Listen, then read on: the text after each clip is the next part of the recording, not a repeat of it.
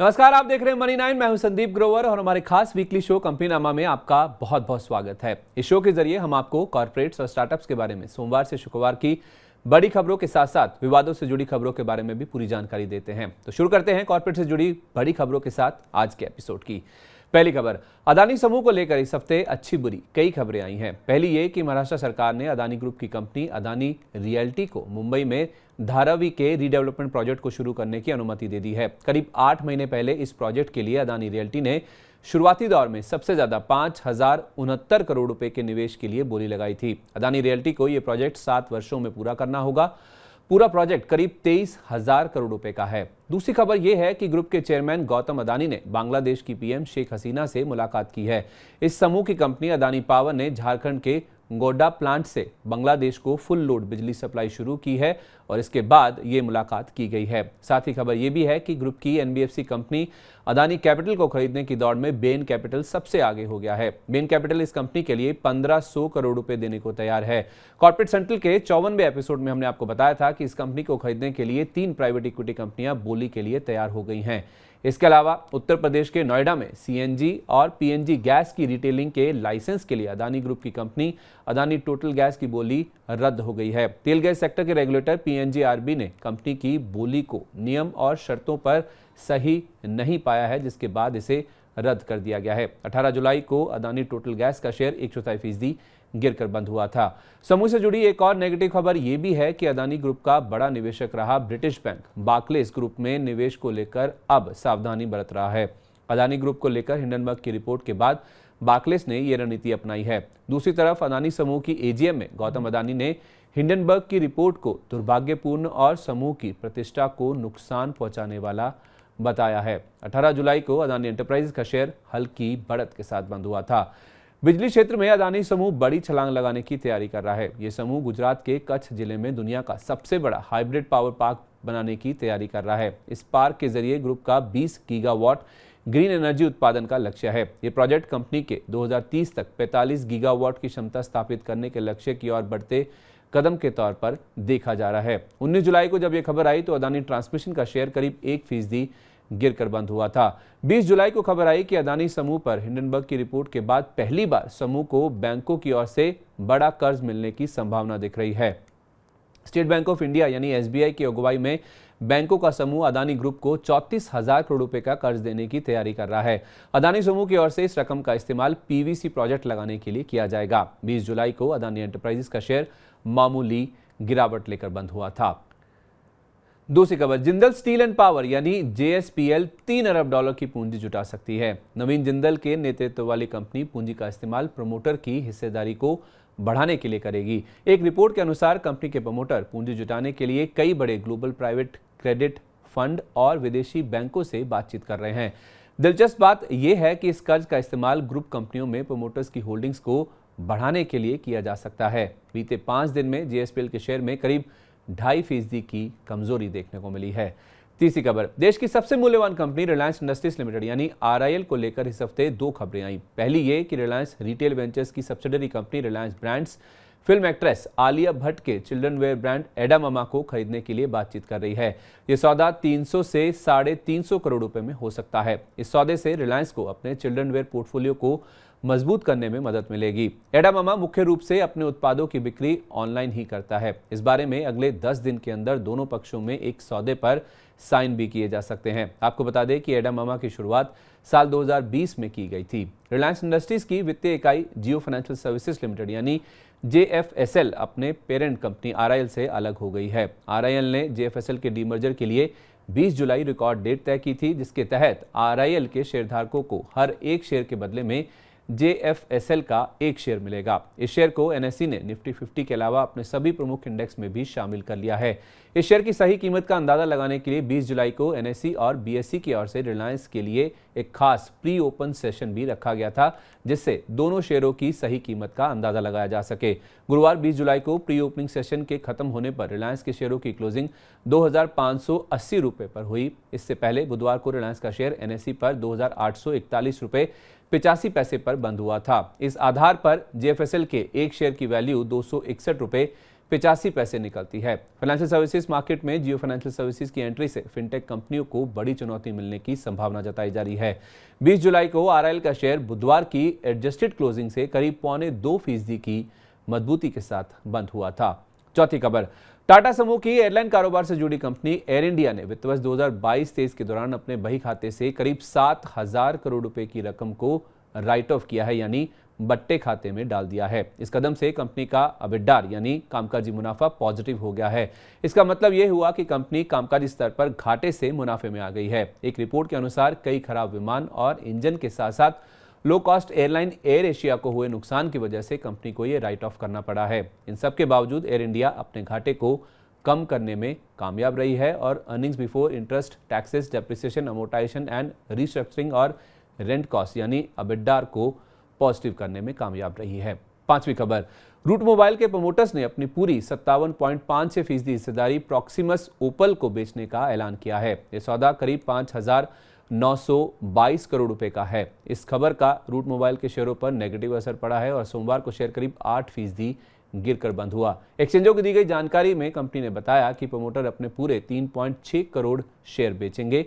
Proximus को ये share 1,626 रुपए 40 पैसे की कीमत पर हासिल होंगे। इस सौदे के बाद प्रॉक्सिमस ओपल की ओर से 1 करोड़ 64 लाख शेयरों का यानी 26% हिस्सेदारी के लिए ओपन ऑफर भी आएगा। इस ओपन ऑफर का प्राइस भी 1,626 रुपए 40 पैसे प्रति शेयर ही तय किया गया है। बीते 5 दिन में रूट मोबाइल का शेयर करीब 15% के आसपास गिर चुका है। छठी खबर, अमेरिकी कंपनी जीक्यूजी पार्टनर्स ने बाबा रामदेव की पतंजलि फूड्स में 2,400 करोड़ रुपए का निवेश किया है। ऑफर फॉर सेल यानी ओएफएस के तहत जीक्यूजी पार्टनर्स ने पतंजलि फूड्स में 5.96% हिस्सेदारी खरीदी है। इसके लिए फ्लोर प्राइस 1,000 रुपए प्रति शेयर रखा गया था।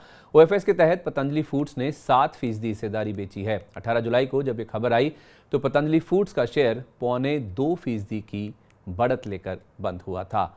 सातवीं खबर, जापानी निवेशक सॉफ्टबैंक ने फिनटेक कंपनी 197 कम्युनिकेशंस यानी पेटीएम में अपनी हिस्सेदारी बेची है। सॉफ्टबैंक ने अपनी इन्वेस्टमेंट यूनिट एसवीएफ के जरिए पेटीएम में 2% हिस्सा बेचकर करीब 20 करोड़ डॉलर की रकम जुटाई है। एसवीएफ इंडिया होल्डिंग्स केमल लिमिटेड ने 9 मई 2023 से 13 जुलाई 2023 के दौरान इस कंपनी के कुल 1 करोड़ 27 लाख शेयर बेचे हैं और इस शेयर बिक्री के बाद सॉफ्टबैंक का पेटीएम में हिस्सा घटकर 9.15% हो गया है, जो कि पहली बार 10% के नीचे गया है। हिस्सा बिक्री के दौरान ज्यादातर समय पेटीएम के शेयर 830 रुपए के ऊपर थे, इसलिए जापानी निवेशक को अच्छा फायदा हुआ है। इस खबर के आने के बाद 18 जुलाई को पेटीएम का शेयर 2% से ज्यादा गिरकर 844 रुपए के नीचे बंद हुआ था। आठवीं खबर, आईफोन बनाने वाली कंपनी फॉक्सकॉन को लेकर इस हफ्ते 2 खबरें आई हैं। पहली ये कि फॉक्सकॉन ने कर्नाटक में 8,800 करोड़ रुपए की लागत से प्लांट लगाने का प्रस्ताव रखा है। इसकी subsidiary company Foxconn industrial internet ये निवेश करेगी।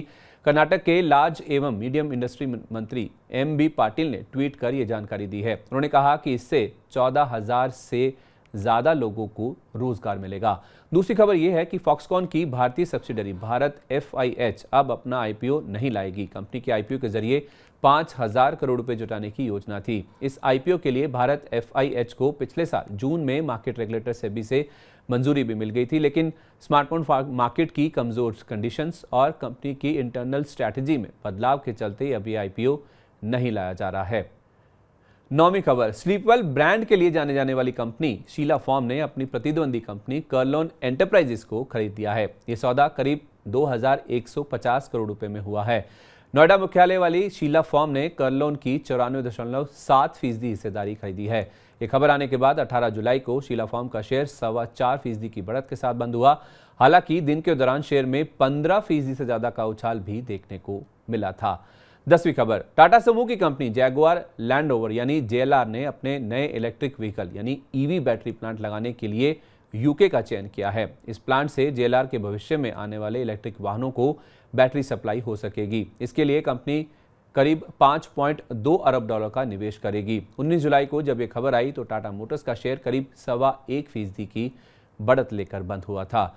11वीं खबर, अनिल अंबानी समूह के विदर्भ पावर प्लांट को खरीदने की दौड़ में आदित्य बिरला समूह की कंपनी आदित्य बिरला ARC आगे दिख रही है। रिलायंस पावर से जुड़ी विदर्भ इंडस्ट्रीज पावर दिवालिया हो चुकी है और ये बैंकों को करीब 2,569 करोड़ रुपए की कर्जदार है। Aditya Birla asset reconstruction company Aditya Birla capital की ही सब्सिडरी कंपनी है। इसके अलावा 3 और कंपनियों ने पावर प्लांट को खरीदने में रुचि दिखाई है। बीते 5 दिन में रिलायंस पावर का शेयर करीब 3% उछला है और एबी कैपिटल का शेयर करीब 2.25% के आसपास टूटा है। 12वीं खबर, शुक्रवार 21 जुलाई को उत्कर्ष स्मॉल फाइनेंस बैंक के शेयरों की लिस्टिंग हुई और लिस्टिंग बेहद शानदार रही है। 25 रुपए के इशू प्राइस के मुकाबले एनएसई पर उत्कर्ष स्मॉल फाइनेंस बैंक का शेयर 40 रुपए पर खुला और बीएसई पर 39 रुपए 95 पैसे पर इस कंपनी की ट्रेडिंग की शुरुआत हुई। दरअसल इस आईपीओ को रिस्पांस काफी अच्छा मिला था। यह आईपीओ कुल 102 गुना के आसपास सब्सक्राइब हुआ था। पहले दिन के कारोबार की समाप्ति पर शेयर 92% की मजबूती के साथ 48 रुपए पर बंद हुआ और 40 रुपए के एडजस्टेड प्राइस के मुकाबले 20% के ऊपरी सर्किट पर क्लोजिंग देखने को मिली थी। 13वीं खबर, इंजीनियरिंग और कंस्ट्रक्शन क्षेत्र की दिग्गज कंपनी एल&टी की शेयर बायबैक करने की योजना है। 85 साल के इतिहास में कंपनी पहली बार अपने शेयर वापस खरीदने जा रही है। शेयर बायबैक करने पर फैसला लेने के लिए एल&टी की बोर्ड की 25 जुलाई को बैठक होने जा रही है। इस बैठक में तिमाही नतीजों और बायबैक के अलावा एक स्पेशल डिविडेंड देने पर भी फैसला लिया जाएगा। इस खबर के बाद एल&टी के शेयर ने 2,595 रुपए की रिकॉर्ड ऊंचाई को छुआ और करीब 4% की मजबूती के साथ 2,590 रुपए के स्तर पर बंद हुआ। 14वीं खबर, वोडाफोन आइडिया ने जून तिमाही के लिए लाइसेंस शुल्क और स्पेक्ट्रम उपयोग शुल्क का केवल करीब 10% भुगतान ही किया है। कंपनी ने सरकार से बची हुई राशि को कई किस्तों में चुकाने के लिए और समय की मांग की है। वोडाफोन आइडिया ने डिपार्टमेंट ऑफ टेलीकम्युनिकेशंस यानी डीओटी को करीब 77 करोड़ रुपए लाइसेंस फीस का भुगतान किया है। 20 जुलाई को जब यह खबर आई तो वोडाफोन आइडिया का शेयर करीब 1.5% की कमजोरी लेकर बंद हुआ था। 15वीं खबर, पब्लिक सेक्टर की hydro power company NHPC renewable energy से जुड़ी अपनी सब्सिडरी कंपनी के आईपीओ लाने की तैयारी कर रही है। कंपनी के एक वरिष्ठ अधिकारी के मुताबिक अगले 2 से 3 साल में एनएचपीसी रिन्यूएबल एनर्जी लिमिटेड को शेयर बाजार में उतारा जा सकता है। 20 जुलाई को एनएचपीसी का शेयर करीब 3.5% की मजबूती के साथ बंद हुआ था। 16वीं खबर, पिरामल फार्मा के 1050 करोड़ रुपए के राइट्स इशू को मार्केट रेगुलेटर सेबी से मंजूरी मिल गई है। कंपनी ने मार्च में इसके लिए सेबी के पास ड्राफ्ट पेपर जमा किए थे। इस खबर की वजह से बुधवार को कंपनी के शेयर में तेजी देखी गई और ये 101 रुपए 26 पैसे पर बंद हुआ, यानी कि 19 जुलाई को पिरामल फार्मा का शेयर करीब 1% की बढ़त के साथ बंद हुआ था।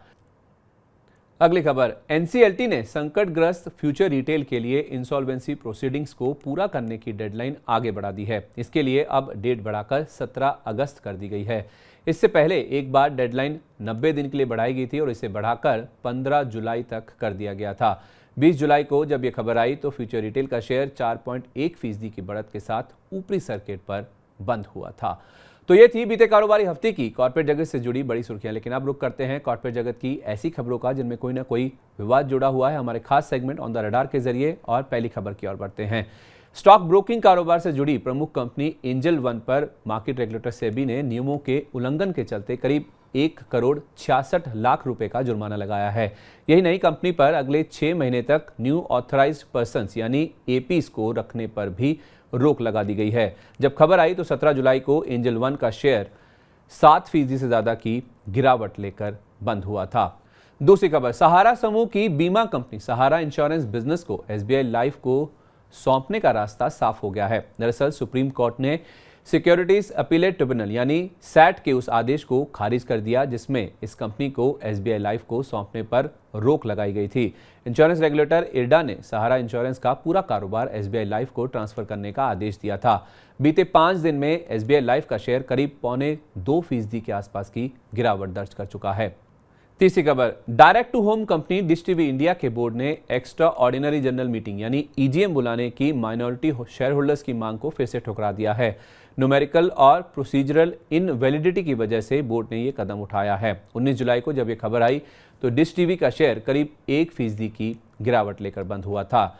चौथी खबर, डीजीसीए ने गोफर्स्ट पर अपनी ऑडिट रिपोर्ट को जारी कर दिया है। गोफर्स्ट को एविएशन रेगुलेटर डीजीसीए से उड़ानें दोबारा शुरू करने की मंजूरी मिल गई है, पर कुछ शर्तों के साथ। डीजीसीए ने कहा है कि उड़ानें दोबारा शुरू करने के लिए गोफर्स्ट को एयर ऑपरेटर सर्टिफिकेट यानी एओपी होल्ड करने से जुड़ी सभी रेगुलेटरी रिक्वायरमेंट्स को पूरा करना होगा। रिपोर्ट में यह भी कहा गया है कि एयरलाइन को परिचालन को फिर से शुरू करने के लिए या तो उड़ानों के दिनों को कम करना होगा या फिर ज्यादा लोगों को नियुक्त करना होगा। 20 जुलाई को जब यह खबर आई तो बॉम्बे बर्मा का शेयर करीब 1/4% की गिरावट के साथ बंद हुआ था। पांचवी खबर, जी एंटरटेनमेंट एंटरप्राइजेस लिमिटेड यानी जील को लेकर इस हफ्ते 2 खबरें आई हैं। पहली ये कि जील के बोर्ड ने कंपनी के संचालन के लिए एग्जीक्यूटिव्स की एक अंतरिम कमेटी बनाई है। कंपनी के मैनेजिंग डायरेक्टर और chief executive officer Puneet Goenka को सेबी के आदेश के खिलाफ सैट से कोई राहत नहीं मिल पाई थी। इसके बाद कंपनी की बोर्ड ने ये कमेटी बनाई ताकि कंपनी का कामकाज जारी रह सके। सेबी की ओर से सुभाष चंद्रा और पुनीत गोयनका पर रोक लगाई गई थी कि ये दोनों किसी भी लिस्टेड कंपनी में कोई अहम पद नहीं हासिल कर सकते। इन दोनों ने सेबी के ऑर्डर के खिलाफ सैट में अपील की थी, लेकिन वहां से भी कोई राहत नहीं मिल पाई।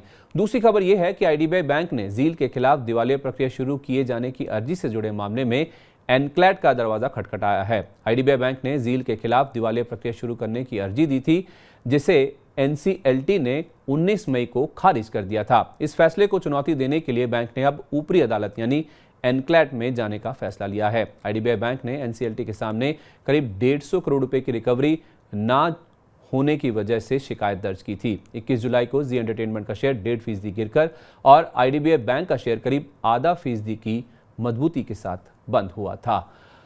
चलिए, तो ये थी कॉर्पोरेट जगत से जुड़ी पूरे हफ्ते की तमाम बड़ी खबरें। आइए बात करते हैं स्टार्टअप स्पेस की स्टार्टअप अपडेट में और पहली खबर की ओर चलते हैं। ऑनलाइन फार्मेसी फार्मेजी की पेरेंट कंपनी एपीआई होल्डिंग्स ने राइट्स इशू के जरिए 2000 से 3000 करोड़ रुपए जुटाने की बातचीत की है। एक रिपोर्ट के अनुसार कंपनी ने 17 जुलाई को हुई सभी इन्वेस्टर्स की बैठक में यह फैसला लिया है। दरअसल इस कंपनी पर 2500 करोड़ रुपए का कर्ज बकाया है और इसे चुकाने के लिए कंपनी पूंजी जुटाने को लेकर निवेशकों से बातचीत कर रही है। माना जा रहा है कि कंपनी ने मणिपाल ग्रुप के ऑफर को एक्सेप्ट कर लिया है, उसे मंजूरी दे दी है। आपको बता दें कि मणिपाल ग्रुप ने एपीआई होल्डिंग्स के 18% हिस्से के लिए करीब 1300 करोड़ रुपए का निवेश करने की पेशकश की थी। दूसरी खबर, क्विक कॉमर्स स्टार्टअप डुंजो ने छटनी के तीसरे दौर की तैयारी पूरी कर ली है। छटनी के इस दौर में कितने कर्मचारियों की नौकरी जाएगी, इस बात पर एक हफ्ते के अंदर फैसला हो जाएगा। ये जानकारी कंपनी के को फाउंडर और सीटीओ मुकुंद झा की ओर से 19 जुलाई को हुई बैठक में कर्मचारियों के साथ साझा की गई है। नकदी के संकट से जूझ रहे स्टार्टअप की ओर से छटनी के बीते 2 दौर में करीब 400 लोगों को नौकरी से निकाला जा चुका है। इससे पहले खबर यह भी आई थी कि डुंजो ने अपने ऊंचे वेतन वाले कर्मचारियों की जून की सैलरी फिर आगे के लिए टाल दी है। एक रिपोर्ट के अनुसार अब कंपनी ने कहा है कि जून की सैलरी अगस्त के अंत या फिर सितंबर की शुरुआत में दी जा सकती है।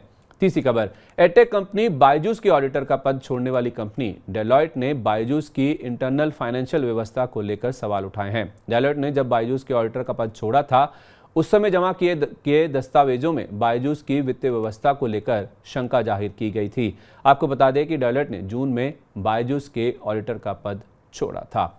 तो ये था कॉर्पोरेट्स और स्टार्टअप से जुड़ा बीते कारोबारी हफ्ते का पूरा अपडेट। उम्मीद है आपको कंपनीनामा का इस हफ्ते का एपिसोड अच्छा लगा होगा। आपको हमारा आज का शो कैसा लगा, नीचे कमेंट बॉक्स में अपनी राय, अपना फीडबैक हमारे साथ जरूर शेयर करें। तो मिलते हैं आपसे अगले शनिवार को इसी समय कॉर्पोरेट्स और स्टार्टअप से जुड़ी नई खबरों के साथ। तब तक आप देखते रहिए मनी 9। नमस्कार, शुभ रात्रि।